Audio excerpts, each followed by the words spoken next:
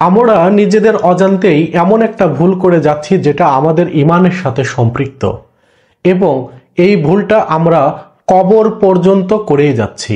আমি সর্বপ্রথম আপনাদেরকে একটা প্রশ্ন করতে চাই যে আমরা সুন্নত নামাজ আসলে কার জন্য পড়ে থাকি বা কার জন্য আদায় করে থাকি। প্রিয় ভাই বোনেরা, প্রশ্নটি আপনাদের কাছে রইল।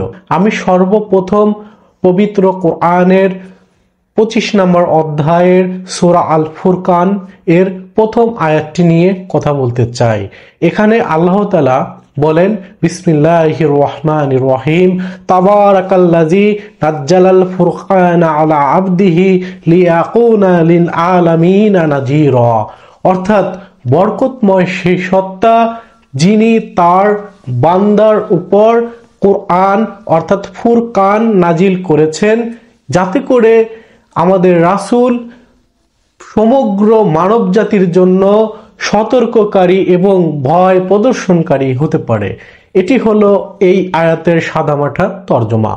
এখন আপনারা বলতে পারেন এই আয়াতের সাথে তাহলে এই টপিকের সম্পৃক্ত কি? এখন আমি শুরুতেই বলেছি যে আমরা সুন্নত নামাজ আসলে কার জন্য আদায় করি বা কাকে উদ্দেশ্য করে সুন্নত নামাজ আদায় করে থাকি। আমি কিছুদিন আগে এক ভাইকে প্রশ্ন করলাম, তিনি আমার সাথে 3 রাকাত মাগরিবের নামাজ আদায় করলেন এবং পাশাপাশি 2 রাকাত সুন্নত নামাজ আদায় করলেন। আমি ওনাকে জিজ্ঞেস করলাম, ভাই আমার কাছে একটা প্রশ্ন রয়েছে, সেটা হলো আপনি এই সুন্নত নামাজ কার উদ্দেশ্যে আদায় করলেন? তিনি আমাকে বললেন যে আমি এটা রাসূলের উদ্দেশ্যে আদায় করেছি। এখন আমার প্রশ্ন হলো যে এটা কি আসলে ঠিক যে আমরা সুন্নত নামাজ রাসূলের উদ্দেশ্যে আদায় করে থাকি? তিনি দীর্ঘ প্রায় 30 বছর যাবত এভাবে নামাজ আদায় করছেন। এখন তাহলে কি তার নামাজের সাথে আল্লাহকে রাসূলের সাথে শরীক করা হচ্ছে না? জি বন্ধুরা, এখানে সর্বপ্রথম একটা জিনিস পরিষ্কার করি যে আল্লাহ একক এবং অদ্বিতীয়, তার কোনো শরীক সাব্যস্ত কোনো সত্তা নেই। এবং এটাও সুস্পষ্ট যে আমাদের প্রিয় নবী হযরত মুহাম্মদ সাল্লাল্লাহু আলাইহি সাল্লাম তার প্রেরিত একজন রাসূল, নবী ও বান্দা। এবং আল্লাহ তাআলা সূরা ফুরকানের প্রথমে এভাবে বলেন যে তাবারাকাল্লাযী, এই শব্দটি দ্বারা এটার প্রমাণ করে যে সকল কল্যাণ এবং বরকতের উৎস একমাত্র মহান রব্বুল আলামিন। পৃথিবীতে আমরা যত কল্যাণ বা বরকত দেখি না কেন, আপনি জেনে অবাক হবেন যে এই সকল প্রকার বরকত বা কল্যাণের উৎস হলো মহান রব্বুল আলামিন।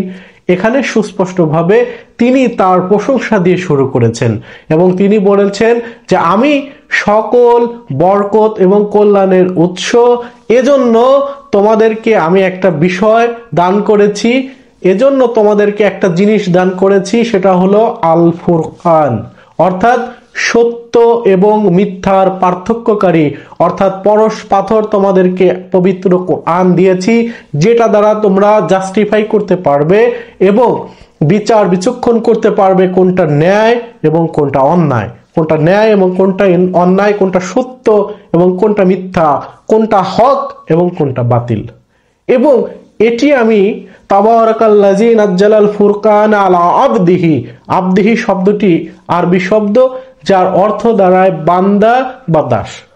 এখানে আল্লাহ তাআলা বলেছেন আমি আমার বান্দার উপর ফুরকান অবতীর্ণ করেছি। এখানে বলেননি যে আমি আমার রাসূলের উপর ফুরকান অবতীর্ণ করেছি, আমি আমার নবীর উপর ফুরকান অবতীর্ণ করেছি, বা আমি আমার হাবিবের উপর ফুরকান অবতীর্ণ করেছি। আল্লাহ তাআলা সুস্পষ্টভাবে বলেছেন আমি আমার বান্দার উপর ফুরকান অবতীর্ণ করেছি। এর উদ্দেশ্য হলো যে আল্লাহ তাআলা কোনো গ্যাপ রাখেননি যে যাতে করে আমরা আল্লাহর সাথে রাসূলকে নিয়ে শিরিক করতে পারি।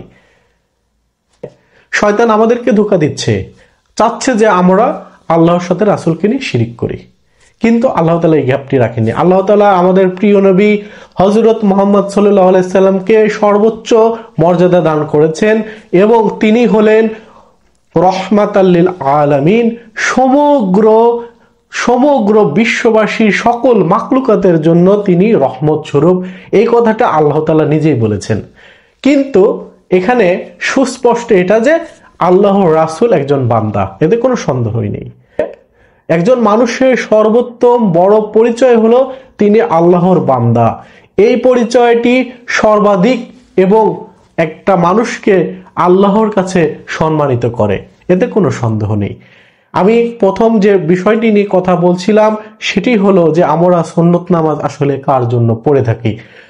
প্রকৃতপক্ষে মূলত সুন্নত নামাজ, ফরজ নামাজ বা নফল নামাজ বা যে নামাজই আপনি বলেন না কেন, সকল নামাজ আমরা আল্লাহর সন্তুষ্টি, আল্লাহকে রাজি খুশি করার জন্য, আল্লাহকে ভালোবেসে আল্লাহর জন্য পড়ে থাকি বা আদায় করে থাকি বা আল্লাহর জন্য আমরা ইবাদতগুলো করে থাকি। কিন্তু আমরা অনেকেই জানি না যে সুন্নত নামাজ আসলে আল্লাহর জন্য পড়ে থাকি। আমাদের মধ্যে অনেকেই এই ধারণা লালন করে যে সুন্নত নামাজ কেবলমাত্র আমরা রাসূলের উদ্দেশ্যে পড়ে থাকি। যদি ভাই ও বোনেরা আপনারা এরকম কোনো ধারণা লালন করে থাকেন তাহলে আজকে থেকে সেটা পরিহার করুন, বরং আল্লাহ তাআলার কাছে ক্ষমা চান এবং আপনার সকল নামাজ আল্লাহর জন্যই আপনি পড়বেন, সেভাবেই আপনি নিয়ত রাখবেন। আপনি কখনোই এই নামাজটি যে রাসূলের জন্য পড়েছেন সেটি নিয়ত রাখবেন না।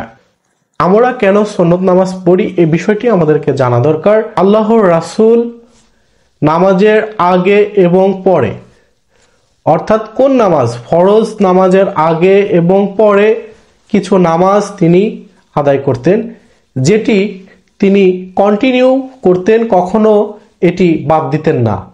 ওই সকল নামাজগুলোই আমরা সুন্নত নামাজ হিসেবে পড়ে থাকি। যেমন সেটা হতে পারে মাগরিবের 3 রাকাত ফরজ সালাতের পরে রাসূলুল্লাহ সাল্লাল্লাহু আলাইহি সাল্লাম 2 রাকাত সুন্নত নামাজ আদায় করতেন, সেটি আমরা এজন্য পড়ে থাকি। এরপর ফজরের 2 রাকাত ফরজ নামাজের আগে 2 রাকাত সুন্নত নামাজ রাসূলুল্লাহ সাল্লাল্লাহু আলাইহি সাল্লাম পড়তেন, এজন্য আমরা এই নামাজগুলো পড়ে থাকি। কিন্তু আমরা এই বিষয়টি কখনোই লালন করব না যে সুন্নত নামাজ কেবলমাত্র আল্লাহর রাসূলকে উদ্দেশ্য করে পড়ি, না, বরং আমরা সকল নামাজ, আমাদের সকল ইবাদত বন্দিগি একমাত্র আল্লাহ তাআলার জন্য, এতে কোনো সন্দেহই নেই। এবং আমরা যেন এই বিষয়টি নিয়ে ভুল না করি এবং আল্লাহর সাথে রাসূলকে কোনোভাবে শিরিক না করি।